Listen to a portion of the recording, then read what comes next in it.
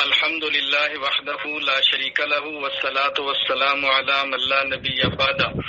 اس وقت جو پاکستان کے مختلف علاقوں میں شدت کے ساتھ سیلاب آیا ہے، اس موقع پر ہمیں سب سے پہلے اللہ تعالیٰ سے توبہ کرنی ہے، رجوع اللہ کرنا ہے، گناہوں کی معافی مانگنی ہے اور اللہ تعالیٰ سے مدد اور نصرت مانگنی ہے۔ نمبر 2، اپنی ہمت اور وسعت کے مطابق ہر شخص نے اپنے مال سے ان کی مدد کرنی ہے۔ مصیبت زدہ کی مدد کرنا ہمارے ایمان کا حصہ ہے، شریعت کا بہت بڑا حکم اور ہمارے پیغمبر صلی اللہ علیہ وسلم کی تعلیمات کا حصہ ہے۔ بھرپور مدد بھی کریں اور دعا بھی کریں۔ اللہ تعالیٰ ان تمام حضرات کی مدد فرمائے۔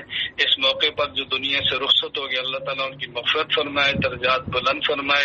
جو زندہ ہیں، بیمار ہیں، زخمی ہیں، اللہ تعالیٰ ان کو صحت کامل عاجلہ مستمر عطا فرمائے۔ ہر مسلمان مرد عورت کو اپنی ہمت کے مطابق بڑھ چڑھ کر اس موقع پر سیلاب زدگان کی مدد میں حصہ لینا چاہیے۔ السلام علیکم ورحمۃ اللہ وبرکاتہ۔